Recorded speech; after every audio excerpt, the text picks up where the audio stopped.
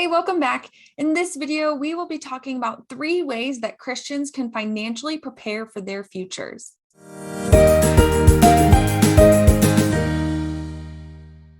If we don't already know each other, I'm Katie Jones. I am a faith-based money coach helping young professionals learn excellent money management skills that are rooted in the gospel. That way they can pursue their callings without any financial hesitation. My goal is to help you get on a path where you can start living abundantly, giving generously, and radically advancing the kingdom of God. If that's something that interests you, definitely hit subscribe to my channel so that way you never miss out on any videos. Making preparations for our future and putting together a plan for where our money is going to go is one of the many financial principles that we learn from the Bible.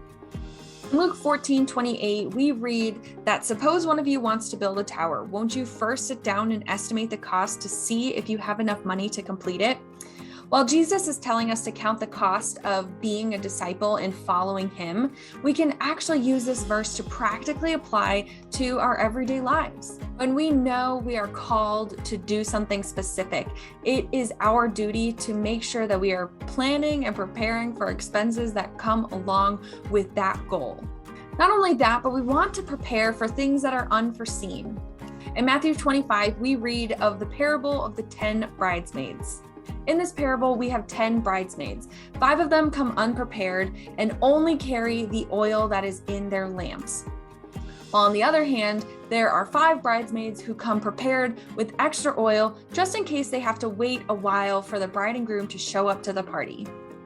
And if you're not familiar with the end of this story, the bridesmaids who came prepared with the extra oil were considered wise because they took extra precaution in case something unforeseen happened, like waiting an extra long time for the bride and groom to show up. So from these 2 examples, the one from Luke 14 and the one from Matthew 25, we learn that it is really wise to plan and prepare for expenses that are foreseen as well as unforeseen. So now the question is, how can we as Christians financially prepare for what's ahead of us in the future? So now I'm going to share 3 tips with you that you can use to financially prepare for your future. So tip number 1 is for you to understand your purpose and to also identify your unique calling. So I'll help you out with the first part. Your purpose in life is to love God and to love your neighbor. We get this from the great commandment in Matthew 22, which says, love the Lord your God with all of your heart, with all of your soul, and all of your mind, and to love your neighbor as yourself.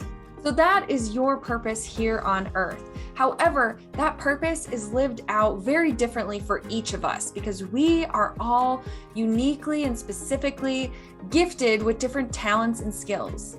So you need to figure out for yourself what God has uniquely called and equipped you to do here on earth. Whenever you figure out what God has uniquely gifted you to do, you can start to understand how you are supposed to spend your resources, including your time and your energy and your money. When you figure out what God has uniquely gifted you to do here on earth, you start to figure out exactly how you need to be spending your resources, including your time, your energy, and your money. You and your money are designed and purposed for God's glory and to also be the salt and light of this earth. And when you know that and when you understand that deeply, you want to start protecting your money and using your money in a way that fulfills that purpose. God has called you to partner with him in his grand plan to redeem the world.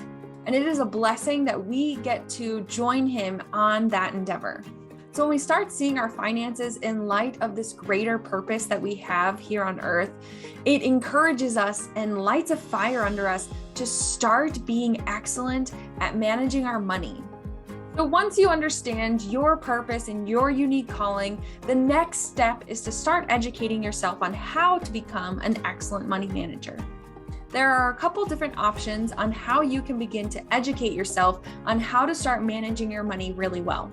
One of those options is to kind of do the DIY route, do it yourself. This includes reading books, learning from podcasts, or even taking some online courses. These are all fantastic and cost-effective ways to learn how to manage your money. The difficult part is taking these one-size-fits-all approach and figuring out how it specifically relates to your situation. Not only that, but you need to be sure that you have the self-discipline to stick to the program that's in front of you. Building new habits on your own can be really, really challenging. So I want to give you a few tips that can help you hopefully stick with the program that you choose to take.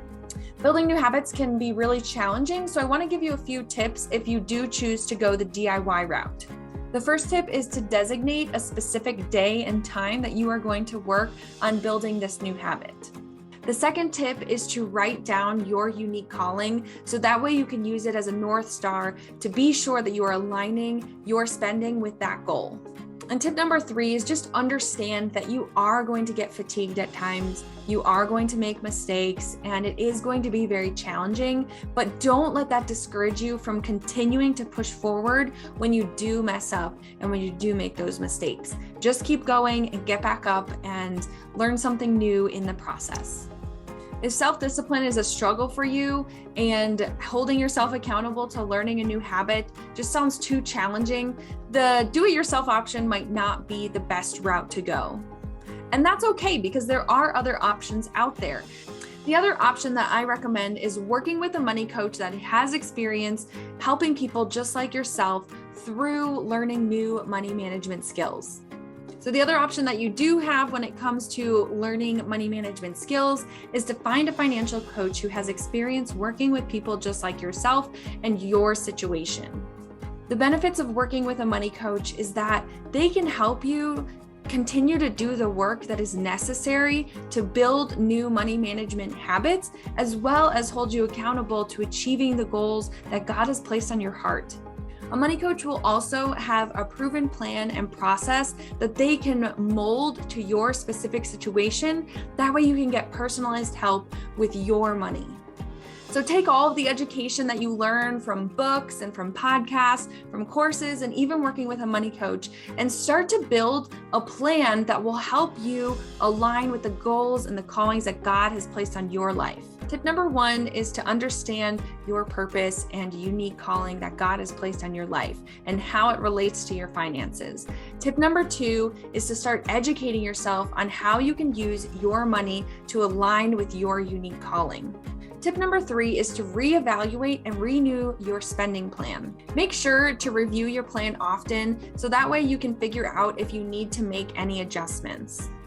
Many times we get distracted by what the world tells us we should be spending our money on. And that is going to happen, but we need to continuously be reevaluating our spending plans to make sure that we're aligning with our unique callings. There are also times when God calls us to something totally new. He may redirect you and ask you to be doing something different with your life and with your money, and we need to be ready to pivot in those moments. So take time often to review where your money is going and make sure it is aligning with your true North Star. And like I said, this process is not easy. It's going to be challenging to build new habits, especially if they're habits that you've never tried out before. God calls us to be excellent at what we do. Colossians 3:23 says, "Work at it with all of your heart as if working for the Lord and not for man." That is our purpose here on earth, is to do things for the glory of God and not for our own glory or to show anyone else that we are awesome. Sometimes the hardest things are the things that are most worth doing. As Christians, we are called to be set apart from the rest of the world. That means we should be excellent at whatever we're doing. Becoming financially prepared for our futures and figuring out how to be excellent money managers is just one way that we can be practically glorifying God with our everyday lives. And so even though it is tough, I know that you can do this. All right, there you have it. Those are your 3 tips that you can start using to financially prepare for your future. If you found this video helpful, be sure to give it a like and leave your questions and thoughts in the comments below. I'll see you next time. Hey, thanks so much for watching. Are you an ambitious young professional looking for personalized help when it comes to your money plan? I'd love to invite you to check out one of my coaching opportunities. I have options for both group and one-on-one coaching so that you can start living abundantly, giving generously, and radically advancing the kingdom of God. I'd love to see you there, and if you have any questions, feel free to reach out to me. See you soon.